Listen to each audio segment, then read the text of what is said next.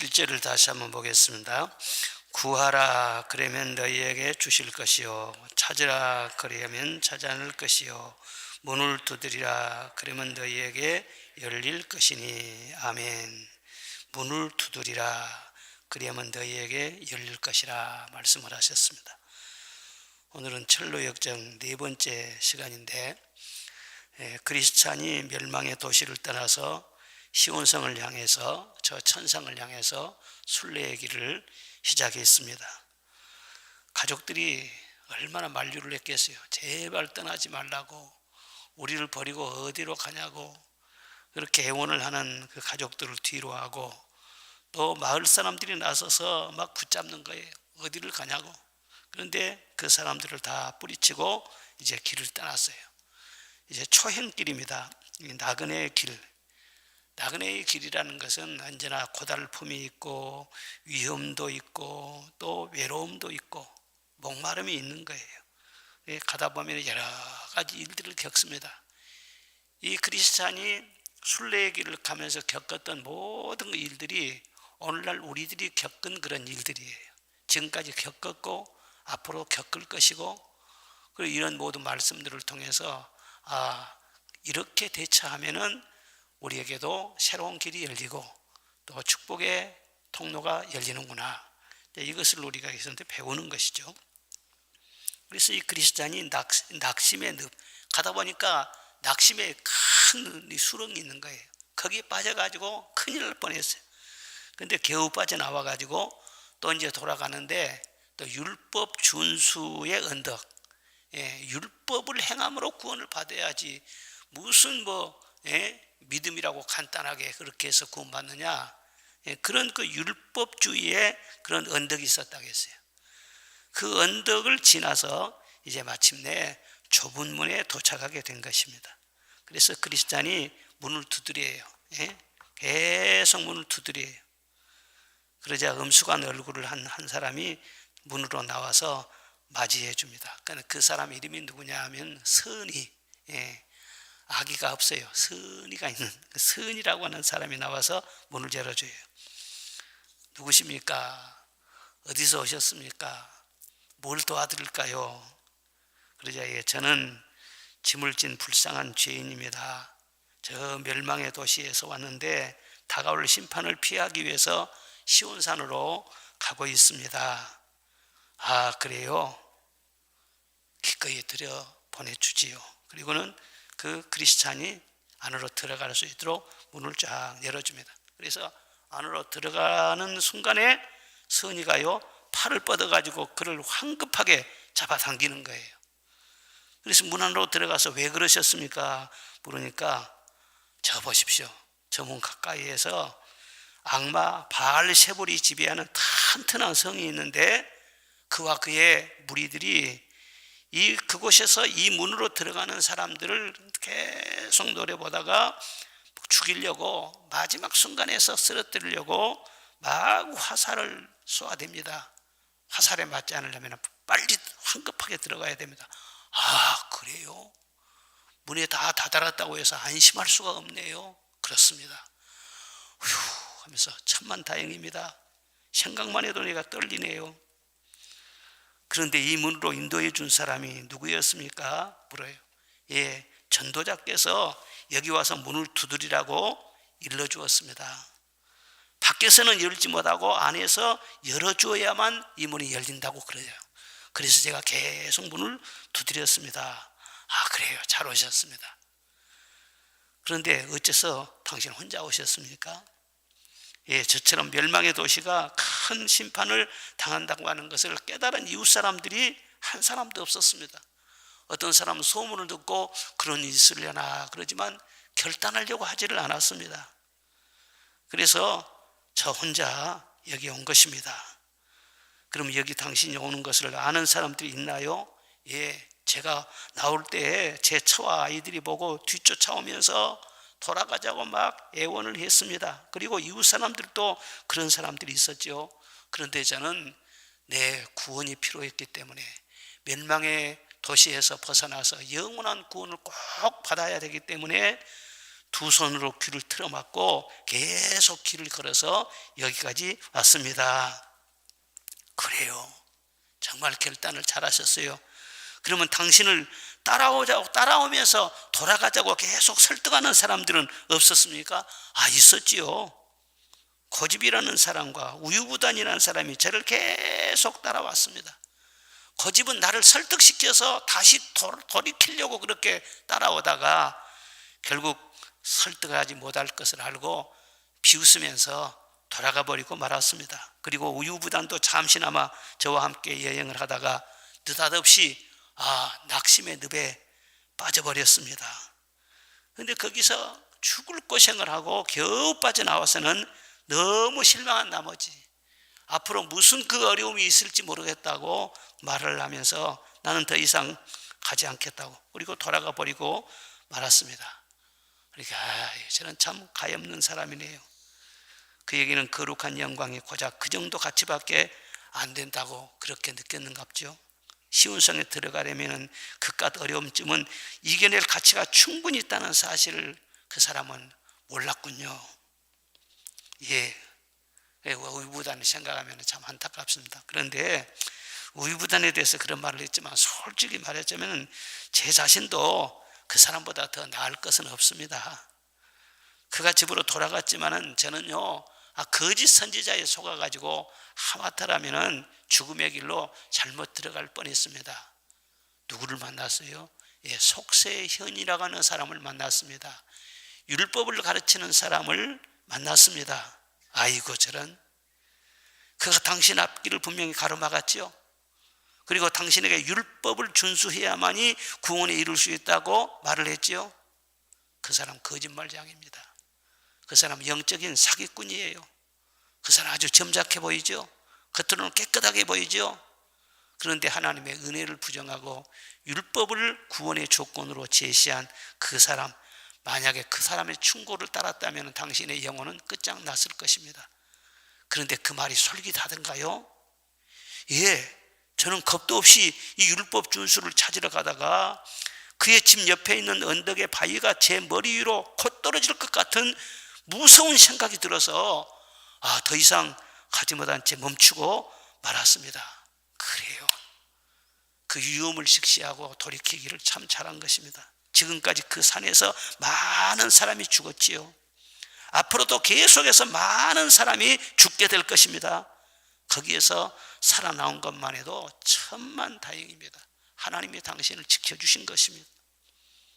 이 도덕과 윤리로 구원을 받을 수 있다는 것은 영을 죽이는 것입니다. 하나님과의 관계를 단절시키는 것입니다. 그렇죠? 선행이나 윤리나 이것은 안 믿는 그런 사람들에게도 나타나는 거예요. 안 믿는 사람들도 도덕적인 사람들 많아요. 착한 사람들 많아요. 그리고 우리 그리스도인들이 세상의 사람들보다 더 나았다고 하는 거, 바리새인의 의보다 더 나은 의를 이루고 도덕적인 열매를 맺을 수 있다는 것은 하나님과의 은혜의 관계가 잘 연결이 돼가지고 성령이 충만할 때 성령의 열매로 그것이 나타나는 것입니다. 내가 성령 받고 그리스도와 하나가 될 때 그 나타나는 열매인 것이지, 내가 의롭게 살고 착하게 살고 그런다고 해서 구원의 조건이 될 수는 없습니다. 쭉 해설을 해주는 거예요. 그래요. 제가 그 위험한 처지에 있을 때 전도자께서 다시 저에게 찾아오셔서 도와주지 않았더라면 어떤 무서운 일이 일어났을지 모릅니다. 전도자님이 도와주지 않았다면 아마 저는 여기 오지도 못했을 것입니다. 정말 이곳에 들어올 수 있도록 허락해 주신 하나님께 감사하고, 또 여기까지 돌아올 수 있도록 주변에서 도와주셨어요. 전도자님을 비롯해서 그분들이 얼마나 고마운지 모릅니다. 그래요. 그 모든 것이 다 하나님의 사랑이고 하나님의 은혜입니다. 잘 오셨습니다. 그런데 우리 하나님은 좋으셔서 과거에는 어떤 유혹을 받았을지라도, 낙심의 늪에 빠졌든지 어떤 율법주의로 돌아가려고 하다가 거기에서 큰 위험을 거쳤든지 과거를 묻지 않습니다. 그리고 한번 이 안에 들어오면 다시는 내어쫓지 않습니다. 아무도 당신을 내어쫓지 않을 것입니다. 이제 여기서 편히 쉬시고 여기서 힘을 얻으십시오. 그리고 갈 길을 계속해서 가십시오. 제가 앞으로 가야 할 길을 잘 안내해 드리겠습니다. 그러면서 앞길에 대해서 쭉 안내를 해 주세요. 저 앞을 보십시오. 저 좁은 길이 보입니까? 예, 보입니다. 바로 저 좁은 길이 당신이 가야 할 길입니다. 이스라엘의 조상들과 선지자 그리스도 그리고 그의 사도들이 최대한 곱고 바르게 저 길을 만들었고 저 길을 갔습니다. 당신도 그 길을 가야 됩니다. 당신이 길을 만들어서 가는 것이 아닙니다. 당신이 스스로 옳다고 여기는 그 길을 가서는 안 됩니다. 저 좁은 길, 그리스도께서 가셨던 그 길, 많은 선지자들이 가셨던 그 길을 쭉 따라가야 됩니다. 거기는 보통 울퉁불퉁하거나 어떤 꼬불꼬불하거나 그런 길이 없습니다. 많은 거기는 갈래길이 연결은 되어 있지만은 저 좁은 길은요 곱고 바릅니다. 그런데 그 옆에는 꾸불꾸불한 길들, 넓은 길들이 많이 있습니다. 그러니 좌로나 우로나 치우치지 않고 저 좁은 길, 반듯한 길, 그리스도께서 가셨던 그 길을 꾸준히 가시면은 당신은 시온성에 도달할 수 있을 것입니다. 이렇게 쭉 일러줘요. 그런데 그때 이제 나는 꿈에서 다시 이제 원점으로 돌아간 거예요. 꿈에서 크리스찬이 아직도 벗지 못한 누구의 도움 없이는 혼자서 결코 벗을 수 없는 그런 자신의 짐을 다 힘들어하면서 선의에게 그것을 또 도움을 요청하는 거예요. 내 무거운 짐을 좀 벗겨줄 수 있습니까? 이것 좀 벗겨주십시오. 그러니까 선의가 당신이 구원의 장소에 갈 때까지는 참아야 됩니다. 그곳에 이르면은 짐은 저절로 떨어져 나갈 것입니다. 옆에 사람이 도와줄 것도 없습니다. 그 구원의 문에 딱 들어가면은 저절로 짐은 떨어져 나갈 것입니다. 아, 그래요. 잘 알겠습니다. 그 말을 듣고 그리스찬은 길을 떠날 준비를 했고, 또 선인은 조금만 더 가면은 해설자의 집이 나올 테니 문을 두드리고 그 안에 들어가서 해설자를 꼭 만나십시오. 해설자를 만나야만이 그가 친절하게 당신에게 새로운 충전도 해주고 앞길에 대해서 잘 인도해 줄 겁니다. 그 해설자가 뭐냐? 내일부터 나오는데 그 해설자는 보혜사, 성령을 가르치는 거예요. 우리가 가는 길에는 길을 가이드해주고 해설하는 사람이 필요한 것처럼 반드시 성령님의 가르치심과 인도하심이 필요하다는 거예요. 그래서 이 그리스찬이 선의와 서로 작별 인사를 하고 손을 흔들고 그리고 다시 길을 떠났다. 자, 이런 내용이 제 사과에 쭉 나오고 있는 것입니다. 이런 모든 대화는 좁은 문으로 들어가서 선의와 나눈 그런 모든 대화예요. 좁은 문. 예수님께서 직접 말씀하셨죠. 넓은 길로 가지 말고 좁은 길로 가라. 그리고 오늘 말씀에도 구하라 주실 것이요, 찾으라 찾을 것이요, 문을 두드리라 열릴 것이니라. 이 좁은 문에 대해서 말씀하면서 기도 생활을 강조하셨어요. 이 기도 생활은 우리가 잘 아는 대로 영적인 호흡인 것입니다. 그렇죠? 우리 영적으로 하나님과 단절된 사람은 혼자 묵상은 할 수 있어요. 혼자 명상은 할 수 있어요. 혼자 무슨 요가라든가 그런 종교 행위도 할 수가 있어요. 그런데 성부, 성자, 성령 삼위 하나님과 성령 안에서 진정한 영적인 소통은 있을 수가 없어요. 그런데 우리는 그리스도인들은 하나님의 자녀로 거듭났죠. 우리 안에 성령이 계시죠. 또 말씀을 깨닫게 하여 주시죠. 그래서 성령 안에서 말씀 안에서 늘 찬송하면서 주님과 소통할 수가 있어요. 이게 바로 기도 생활인 것입니다. 신앙생활에 가장 귀한 그 축복은 무엇이냐면 하나님과 진정한 소통이 잘 된다는 거예요. 이 소통을 통해서 내가 기쁨을 얻고 지혜를 얻고 새로운 힘을 얻고, 아무리 무거운 짐이 있을지라도 영적인 소통이 잘 되면은 내 마음이 즐겁고 마음의 무거운 짐이 떨어져 나가는 것이고 안식이 찾아오고 그렇습니다. 기도 생활이 건강해야 영적 생활이 건강한 거예요. 부부간에 한 집에 살아도 대화가 단절돼 보십시오. 그 무늬만 대화죠. 무늬만 부부죠. 대화가 단절된 채로 살면은 아무리 아주 미인하고 살지라도 부부간에 사는 것 자체가 한숨이고 고통이고 하룻밤도 너무너무 힘드는 거예요. 아무리 자녀들이 있고 아들, 딸이 잘 나가고 그런 것 같아도 부자지간에 대화가 딱 단절해 버려요. 어머니와 딸 사이에 대화가 딱 단절돼 버렸어요. 전혀 말을 들으려고 하지도 않고. 그러면 그 자체가 엄청난 고통인 것입니다. 대화가 잘 통해야 내 아들이고 내 딸이고, 대화가 잘 통해야 내 아내고 내 남편이고 그러지, 대화가 단절되면 그것은 바로 영적인 죽음이에요. 인격적인 죽음이에요. 그래 하나님께서 늘 우리에게 말씀하시는 거예요. 예? 하나님과 소통, 구하라, 찾으라, 두드리라. 예수님께서 그런 생활을 직접 하시면서 그 생활에 대해서 늘 가르쳐 주셨어요. 예수님 보세요. 순간순간 무시로 기도하셨지만은 틈만 나면은 한적한 곳에 가서 기도하시고 또 금식도 하시고 광야에 가서 기도하시고 하나님과의 관계가 더 깊어지고 그렇게 했지 않습니까? 그런데 우리가 살다 보면은 기도 생활이 늘 일상생활이 돼야 되는데 때로는요, 앞에 문이 딱 닫힌 것처럼 그렇게 답답하고 그리고 앞길이 열리지 않고 그럴 때가 있어요. 그럴 때는 어떻게 기도해야 되느냐? 인격적으로 점잖게 소통하는 것이 아니라 문을 두드리듯이 두드려야 된다는 거예요. 작전 기도도 하는 것이고, 절야 기도도 할 수가 있는 것이고, 어떤 분들은 또 금식 기도도 할 수 있는 것이고, 막 답답하니까 이 문을 열어주십시오. 우리가 길을 갈 때 앞에 장애물이 떡 버티고 있어 보십시오. 그 치우지 아니하면은 앞으로 나가지를 못하는 거예요. 어떤 사람은 앞에 장애물이 있을 때 아이고 힘들구만, 그리고 돌아가 버린다든가 그 앞에 주저앉아 버린다든가 그러면 영적 생활에 발전이 없어요. 형 그런 사람들 많이 봤어요. 앞에가 큰 문제가 있어요. 그러면 그것은 기도하고 두드리고 그렇게 하면 문이 열려지는 것인데, 장애물을 제거해 주시고 산이 있을지라도 옮겨 주신다고 말씀했는데 그거 너무 힘들어가지고 기도하기 힘들고 하니까는요, 그냥 자포자기 하는 거예요. 그냥 이대로 하면은 그 사람이 뭐 체념하고 뭐 포기한 것 같지만은, 그러나 그것은 믿음이 아니에요.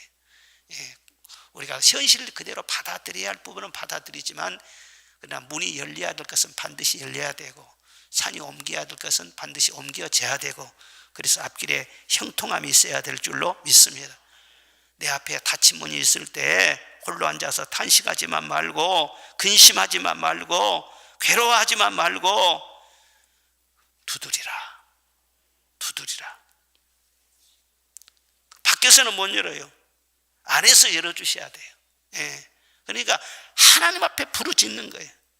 그러면 두드려 가는데 한 번 땅 하고 끝나는 것이 아니라 노크를 계속 해야죠. 저희 사무실에 와서도 어떤 분들이 딱 불빛을 눌러요. 그러면은 어떨 때는 그냥 못 듣고 지나갈 수도 있어요. 그런데 누르고 계속 하고, 어떤 분들은 또요 팡팡팡팡 치고, 그러면 아이고 이거 급한 일이 또 생겼구나. 그리고는 빨리 달려가죠. 그 안에서도 막 달리기가 되는 거예요. 급하게 막 문을 두드리면. 이와 같이 우리들이 급한 사정이 있을 때, 내 앞길이 딱 닫히고 그럴 때 문을 두드리라고 하시는 주님 말씀대로 기도로 돌파하시기를 바랍니다. 그러면 주님은 사정을 이미 다 아십니다. 사정은 이미 다 아신데 그 문 두드리는 믿음과 그의 인내와 하나님을 향한 신뢰, 그것을 보시고 문을 열어주시는 거예요. 응답하여 주실 줄로 믿습니다. 그런 그 기도의 응답이 영적 생활에 큰 복이 되는 거예요. 문제를 해결해서 복이 되지만, 그러나 해결한다고 하더라도 다음에 또 문제가 생겨요. 그러니까 그 한 건 해결했다고 해서 다는 아니야. 그런데 그런 영적인 경험, 문을 열어주시는 우리 하나님의 그 기도의 응답을 경험을 하면서 영적인 큰 힘을 얻는 거예요. 첫째는 하나님이 나의 하나님이 되신 것을 확신하게 되는 것입니다. 하나님은 나를 사랑하신다는 것에 대한 확신을 하게 되는 것입니다. 그래서 정말 주님의 사랑 안에서 주님은 야곱의 하나님만이 아니라 바로 나의 하나님인 줄로 믿습니다. 그래, 하나님으로 인하여서 만족과 감사와 정말 천국 문이 열리는 것 같은 마음속에 확 이렇게 뭔가 트이는 같은 그런 기쁨이 충만한 거예요. 하나님으로 인해서 만족이 오는 것이지 다른 것으로 인해서 만족이 오는 거예요. 지금 이 순간 여러분도 그래. 정말 하나님이 야곱의 하나님만이 아니라 나의 하나님이신 줄로 믿습니다. 하나님의 그 사랑을 여러분들이 확신하고 주님을 붙잡는다면요, 내 마음속에 이미 천국이 이루어지는 거예요. 참 만족과 기쁨이 있는 것이죠. 그리고 또 문이 열리는 그런 기도를 할 때 한 가지 조심해야 할 것은요, 기도 응답의 최종 단계에서 응답이 바로 직전에 이 바알세불의 동네에서 화살을 그쪽을 향해 겨냥을 하고 계속 쏘아댄다고 했지 않습니까? 그러니까 존 번연이 그 책을 쓸 때 말이죠, 아주 참 재미있게 쓴 거예요. 영적인 지혜를 가지고 마지막 문 들어가는 그 사람 보면서 화살을 쏜다는 거예요. 그러니까 우리가 기도할 때 기도 응답의 최종 단계, 이제 조금만 더 지나면은 기도 응답이 됩니다. 이럴 때 말이죠, 화살 팡 쏴가지고 화살 맞아 보십시오. 그 화살이 무슨 화살이겠어요? 의심의 화살이고 낙심의 화살이에요. 낙심의 화살. 그래서 항상 기도하고 낭망하지 말라 말씀을 하시는 거예요. 마지막 한순간까지 절대로 낭망하지 말고. 우리는 하나님에 대해서 어디에서 확신을 가져야 되느냐? 하나님은 과연 나를 버리지 아니하시고 나를 떠나지 아니하실 것을 믿습니다. 무엇을 보면 알 수 있느냐? 하나님이 그 아들이신 예수님을 이 세상에 나를 위해서 보내셨어요. 온갖 고초를 다 겪으시면서 33년 동안 사셨어요.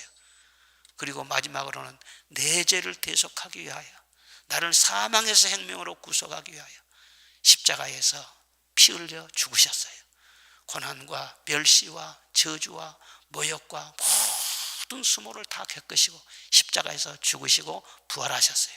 그것은 영적인 사건이에요. 역사적인 사건이에요. 십자가가 밝히 보이지 않느냐? 너를 위해서 예수님이 죽으시기까지 했는데 왜 그 사랑을 의심하느냐? 그리고 죽으신 다음에 부활하신 주님이신데 무엇을 의심하느냐? 그의 사랑과 그의 능력을 확신하라는 거예요. 그래서 최종 단계, 마지막 어떤 그 관계가 있다고 할지라도 마지막 단계에서 기도하다 낙심하지 말고, 시험 들어서 낙심하지 말고 끝까지 믿음으로 붙잡으시기를 바랍니다. 마지막 한순간까지 믿음을 잃으면 안 돼요. 천국 갈 때 우리가 뭘 가지고 가야 됩니까? 믿음을 하나를 가지고 천국 가는 거예요. 마지막 세상 떠나면서도요, 주 앞에 감사하면서 믿음의 고백을 하면서 우리가 천국 가는 것이 신앙이라는, 그 낙심이란 게 있을 수가 없어요.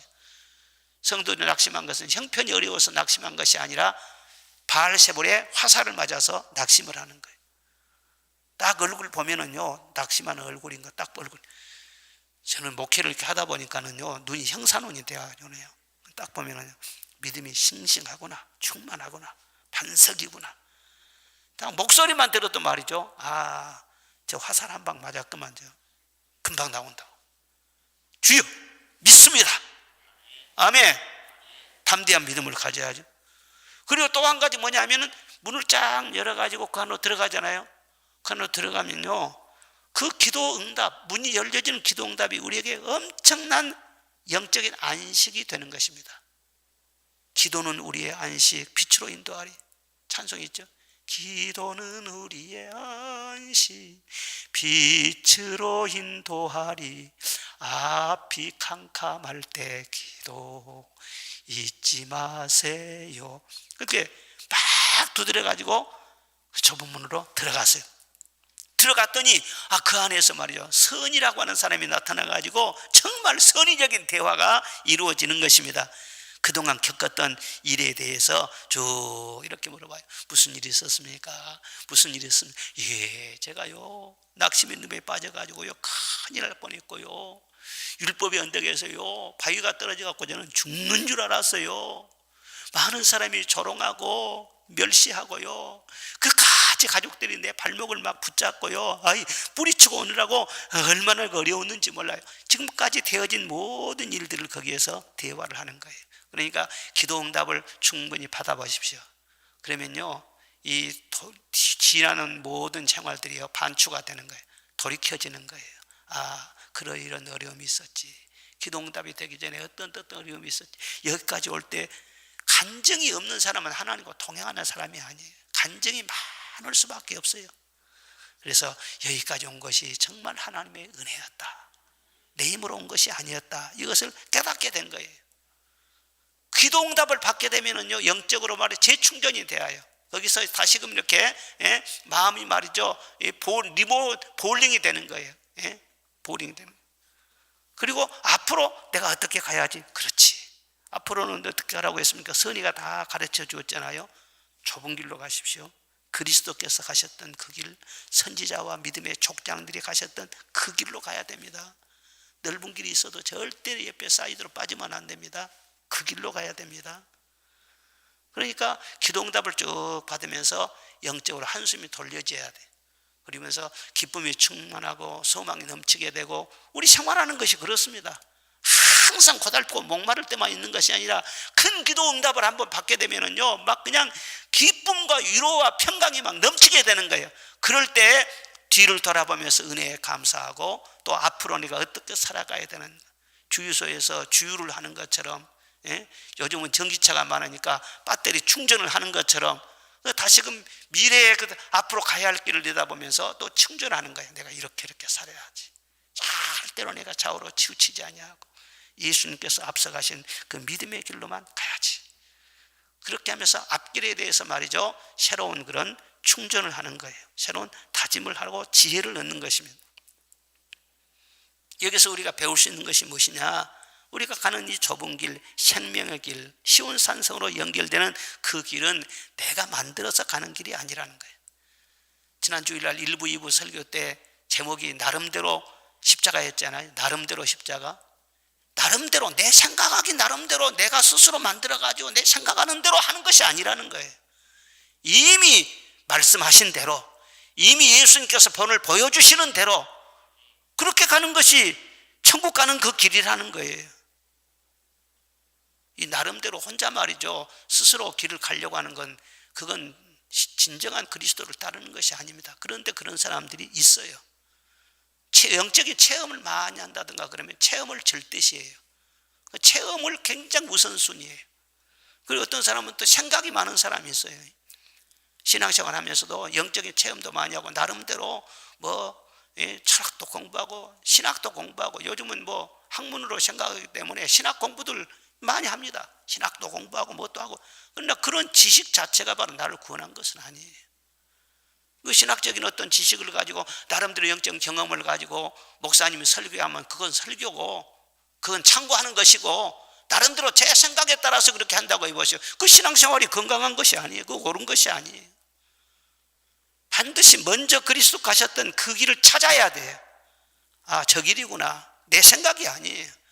그리고 거기에는 전도자가 필요하고 선의가 필요하고, 늘 순간순간 이 크리스찬을 돕는 사람이 나타나는 것처럼 영적인 생활은 반드시 돕는 자가 있어야 돼요.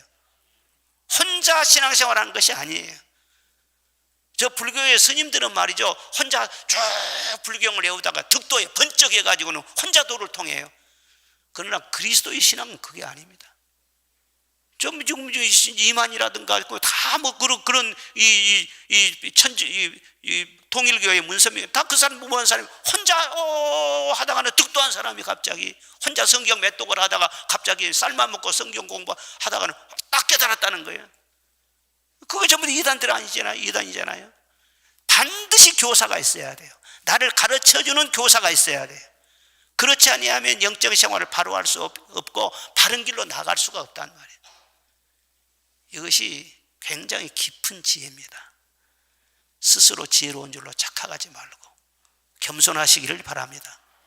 지금까지 영적 생활을 해왔고 수십 년 동안 신앙의 경험이 있을지라도 지금 여러분의 나름대로의 생각과 판단, 그것을 절대화시키지 마세요.